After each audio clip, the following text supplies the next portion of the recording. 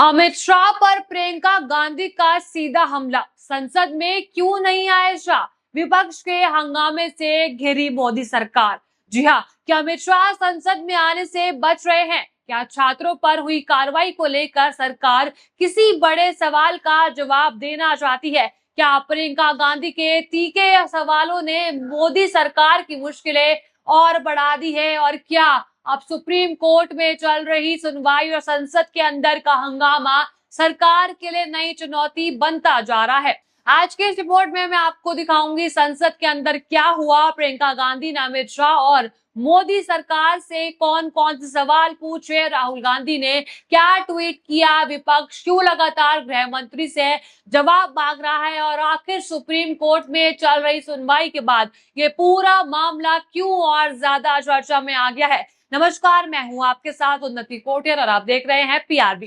दोस्तों, क्या देश की राजनीति एक ऐसे मोड़ पर पहुंच चुकी है जहां संसद के अंदर पूछे जा रहे सवाल, संसद के बाहर हो रहे विरोध प्रदर्शन और सुप्रीम कोर्ट की टिप्पणियां तीनों मिलकर सरकार को कटघरे में खड़ा कर रही है? अगर ऐसा है तो सबसे बड़ा सवाल यह है कि जवाब कौन देगा। विपक्ष लगातार मांग कर रहा है कि गृह मंत्री संसद में आकर पूरे मामले पर सफाई क्यों नहीं दे देते। दूसरी तरफ सरकार का कहना है कि कानून के मुताबिक कार्रवाई की जा रही है और विपक्ष इस मुद्दे को राजनीतिक रंग दे रहा है। लेकिन कहानी यही खत्म नहीं होती। सुप्रीम कोर्ट में भी इन सवालों को लेकर सवाल उठाए गए हैं, संसद के भीतर भी तीखी बहस हुई है और सोशल मीडिया पर भी लोग दो हिस्सों में बंटते दिखाई दे रहे हैं।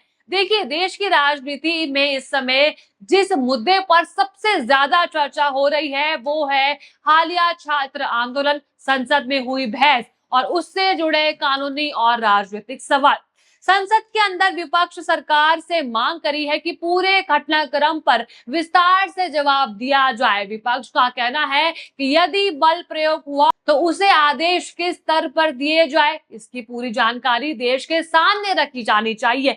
तो दूसरी ही ओर सरकार का पक्ष ये है कि सुरक्षा एजेंसियों को और प्रशासन कानून के अनुसार अपना काम करते हैं और विपक्ष इस मुद्दे को राजनीतिक रूप देने की कोशिश कर रहा है। इसी दौरान सुप्रीम कोर्ट में भी इस मामले को लेकर सुनवाई हुई है, जिसके बाद राजनीतिक बहस और भी तेज हो गई है। विपक्ष इसे अपनी मांगों के समर्थन के रूप में पेश कर रहा है, जबकि सरकार का कहना है कि न्यायिक प्रक्रिया अपना काम कर रही है और अंतिम निष्कर्ष आने से पहले किसी तरह का राजनीतिक फैसला नहीं सुनाया जाना चाहिए। संसद के भीतर कई विपक्ष नेताओं ने गृह मंत्री की मौजूदगी की मांग की। उनका तर्क था कि इतने महत्वपूर्ण मुद्दे पर सरकार के शीर्ष नेतृत्व को सीधे सदन में जवाब देना चाहिए। इसी में राहुल गांधी का ट्वीट आता है, जरा देखिए। वो लिखते हैं Why is Amit Shah so scared of coming to Parliament and explaining the brutal violence against students? जी हाँ, राहुल गांधी ने साफ लिखा है कि आखिर क्यों अमित शाह सदन में आने से डर रहे हैं और जो छात्रों पर हिंसा हुआ है उसका जवाब क्यों नहीं देते। इसके जवाब में सत्ता पक्ष के सांसदों ने विपक्ष पर आरोप लगाया कि ये सदन की कार्रवाई बाधित कर रहा है और गंभीर विषय को राजनीतिक लाभ के लिए इस्तेमाल किया जा रहा है। यहीं से बहस केवल एक घटना तक सीमित नहीं रही, बल्कि जवाबदेही और लोकतांत्रिक संस्थाओं की भूमिका पर चर्चा शुरू हो गई है। ये सवाल है कि इस पूरे विवाद का सबसे बड़ा राजनीतिक असर किस पर पड़ सकता है। देखिए, राजनीतिक एक्सपर्ट्स का मानना है कि अगर ये मुद्दा लंबे समय तक चर्चा में रहता है तो विपक्ष इसे सरकार के जवाबदेही से जोड़कर लगातार उठाएगा। वहीं सरकार कोशिश कर रही है कि अपनी प्रशासनिक कार्रवाई और कानूनी प्रक्रिया के आधार पर अपना पक्ष मजबूत रखे। इसी के साथ सदन में प्रियंका गांधी ने भी पीएम मोदी और अमित शाह को सवालों से घेर दिया है और सवाल उठाए, जरा आप सुनिए। आदरणीय प्रधानमंत्री महोदय जी और आदरणीय गृह मंत्री महोदय जी से पूछना चाहती हूँ कि क्या जरूरत थी एक मासूम बच्ची पर इस तरह दमन करने की? क्या जरूरत थी उन छात्रों पर आंसू गैस चलवाने की, उन पर लाठियां बरसाने की, उन पर वाटर कैनन्स चलवाने की?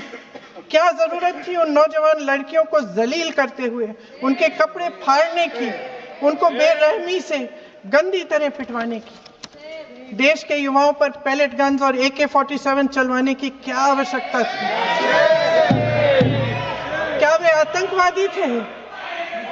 क्या आतंकवादी हैं, टेररिस्ट हैं? हाँ, कांग्रेस बोल रही है, हाँ कांग्रेस बोल रही है।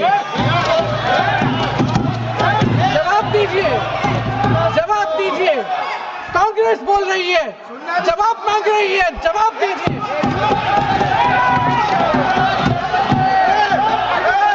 कौन जवाब देगा? कौन जवाब देगा? गृह मंत्री जी जवाब देंगे। किसने ऑर्डर दिया? किसने ऑर्डर दिया पैलेट गन्स चलाने के लिए? किसने ऑर्डर दिया? आपके माध्यम से मैं पूछती हूं अध्यक्ष महोदय, किसने ऑर्डर दिया? प्रधानमंत्री जी ने दिया? गृह मंत्री जी ने दिया? जवाब देंगे? पूरा देश पूछ रहा है, सिर्फ कांग्रेस पार्टी नहीं पूछ रही है, पूरा देश पूछ रहा है।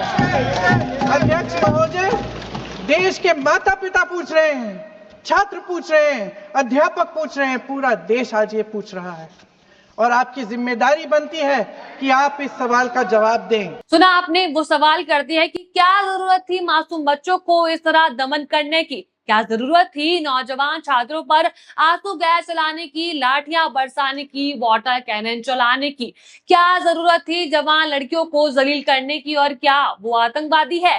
कौन जवाब देगा? तो देखा आपने, अब जनता के साथ साथ विपक्ष भी खड़ा हो चुका है, वो भी अपने सवालों का जवाब मांग रहे हैं और अमित शाह है कि चुप्पी साधे हुए हैं और ना ही सदन में आ रहे हैं। इन सभी से सिर्फ एक ही सवाल उठता है कि आखिर शाह चुप क्यों रहे हैं, सामने आके जवाब क्यों नहीं दे रहे हैं? अब इनके सवाल आने वाले दिनों में ही साफ होंगे और अब सबकी नजर शाह के सदन आने पर टिकी हुई है। इसके साथ ही इस पूरे घटनाक्रम में छात्रों की भूमिका भी चर्चा का विषय बनी हुई है। कई जगह छात्रों ने अपनी मांगों को लेकर प्रदर्शन किए, जबकि सरकार ने कानून व्यवस्था बनाए रखने की आवश्यकता पर जोर दिया है। सोशल मीडिया पर भी इस मुद्दे को लेकर अलग अलग राय सामने आ रही है। एक वर्ग सरकार के कदमों का समर्थन कर रहा है, जबकि दूसरा वर्ग अधिक पारदर्शिता और जवाबदेही की मांग भी कर रहा है। अब सबसे महत्वपूर्ण सवाल ये आता है कि क्या आगे होगा? अगर संसद में इस मुद्दे पर विस्तृत चर्चा होती है तो सरकार को अपना पक्ष विस्तार से रखना होगा। वहीं विपक्ष भी अपने आरोपों को और मांगों को मजबूती से दोहराएगा। दूसरी तरफ अगर अदालत में इस मामले पर आगे महत्वपूर्ण आदेश आते हैं तो उसका असर राजनीतिक बहस पर भी दिखाई दे सकता है। इसलिए आने वाले कुछ दिन बेहद महत्वपूर्ण भी माने जा रहे हैं। फिलहाल ये स्पष्ट है कि ये मामला केवल एक राजनीतिक बयानबाजी तक सीमित नहीं रहा, बल्कि संसद, न्यायपालिका और जनमत तीनों के बीच चर्चा का विषय बन चुका है। अब देखना ये होगा कि सरकार अपने जवाब में विपक्ष के सवालों का किस हद तक समाधान कर पाती है। विपक्ष अपने आरोपों के समर्थन में क्या नए तथ्य सामने रखता है और न्यायिक प्रक्रिया इस पूरे मामले को किस दिशा में ले जाती है? आपको क्या लगता है? क्या ऐसे मामलों में सदन में विस्तृत चर्चा की जानी चाहिए? क्या सरकार और विपक्ष दोनों को राजनीतिक आरोप प्रत्यारोप से ऊपर उठाकर तथ्यों के आधार पर बहस करनी चाहिए? आपको जो भी लगता है अपनी राय कमेंट में जरूर लिखेगा और अगर आपको वीडियो अच्छी लगी हो तो लाइक करें, शेयर करें और बने रहिए पीआरबी के साथ। धन्यवाद।